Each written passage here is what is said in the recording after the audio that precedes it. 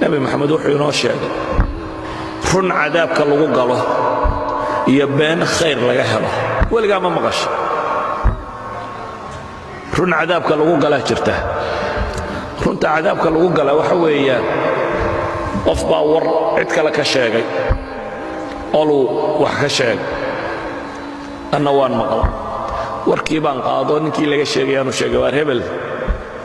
ninkaasi reer hebel buu xamanayo caynkaa iyo caynkaas buu lahaa ama hebel waanuu ku xamanayo maalin dhaweydun baan la soo fadhiisto waxaasuu sheegay run baan sheegayaa ninkani waxan wuu sheegay laakiin anigu nammaan baan ahay qataat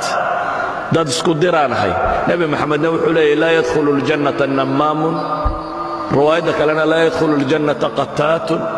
jannada ma gala buu nebigu yidhi diradiraaluhu diradiraalaha saadiqa ahi janno ma galo warka aad ogtay inuu laba qabiil isku jebinayo ama laba nin isku jebinayo ama laba urur isku jebinayo lama sheego lama faafiyo xumaha hebel intaad war ka soo dhegaysatay oo run ah oo uu lahaa oo uu caytamayey oo waxaan sheegayey satri baa lagaaga baahaya inaad qariso saa muslimiintu isu dilin laakiin intaad la cararto inaad tidhaahdo labadayda dhagood baan ku maqlayay isagoo waxaa ku hadlayay labadaba naxaas baa kaaga shumaysa khayrka heli maysid labadaa dhagood aad ku maqashay khayr kuma helaysid been baa jirta nebi maxamed uu yidhi waa khayr oo waa maxay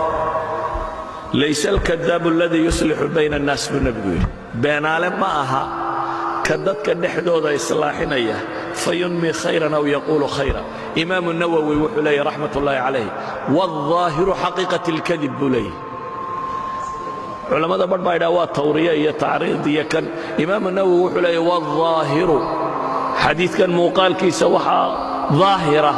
xaqiiqatu alkadib in loo jeeday laba reer baad heshiisiinaysay laba qof baad heshiisiinaysay kani war aanu kuu sheegin ama in yar uu kaaga sheego aad yaro balballaadhisay oo aad rabtidka kale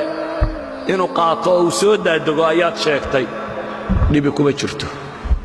sida xadiidkaasi nebigu calayh salaatu wasalaam tilmaamayo